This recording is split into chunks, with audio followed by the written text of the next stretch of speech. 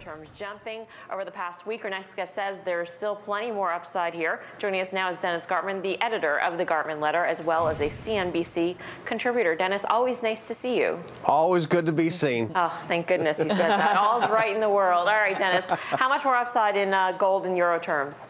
Well, we're trading somewhere around 13 euros per ounce. I think given the problems that exist in Europe at this time, we know they're there, and they don't seem to get resolved. And over the weekend, we talked about them being resolved. The whole thing fell apart. The Germans are not giving up on anything. I think gold in that instance probably goes to 14.50 or so euros per ounce, and I think the risk is to no more than 12.80. It's a good risk reward. The trade is clearly from the lower left to the upper right. It's been well defined. I've liked this trade for a long period of time. I've been out of it.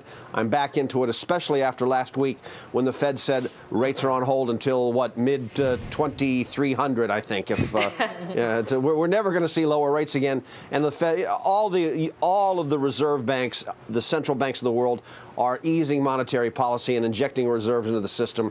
That's going to continue to push gold higher. I just like to do it in euro terms. Denny, Let's talk about earnings. Is this for you a good earnings season, or are you seeing a particularly weak earnings season? Well, as of this moment, very few of the companies that have reported have actually put out the kind of 10K level detail, which allows you to prize through the results and try to figure out, when you think about earnings, where are these revenues and cash flows actually being generated?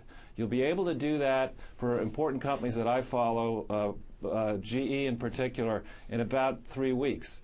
Then what you can try to do is you take a company like GE, you focus on their industrial earnings, excluding finance, and you try to figure out how much of the revenues are coming just inside the U.S., just inside Europe, just inside Japan, and how much of the revenues are export to the emerging world. Then you try to figure out the costs inside the U.S., Europe, and Japan, and the cash requirements inside there.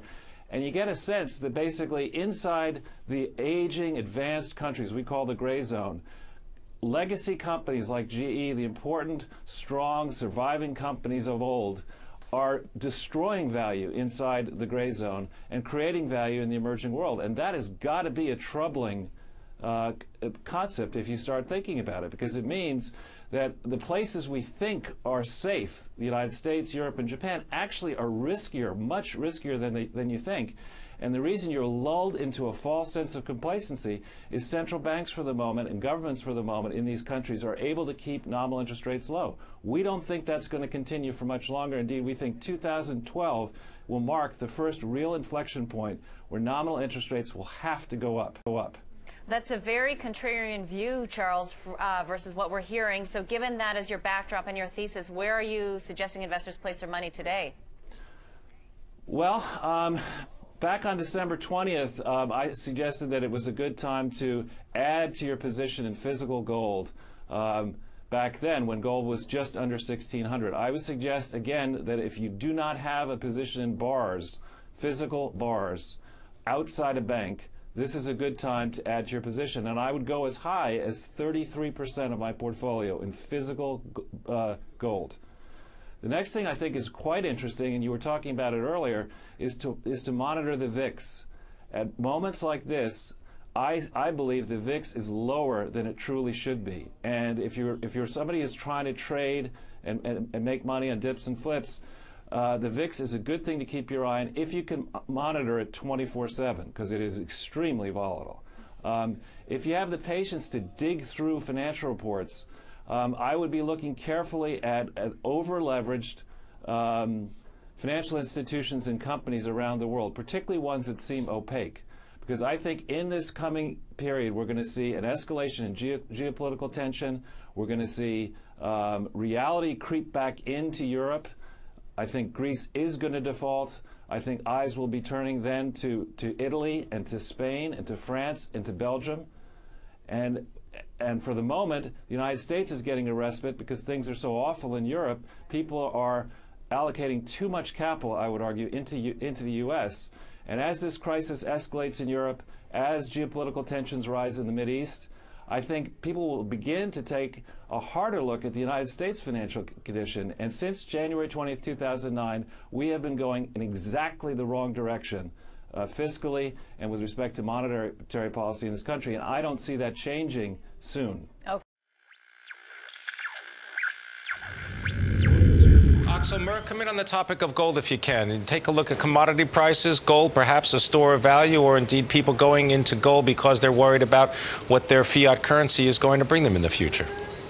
Well, gold has the highest sensitivity to the monetary mania we have around the world. You can't print it as easily. Inflating gold supply is difficult. But importantly, the liquidity in gold is much less than in currencies. In currencies, you have a $4 trillion daily turnover.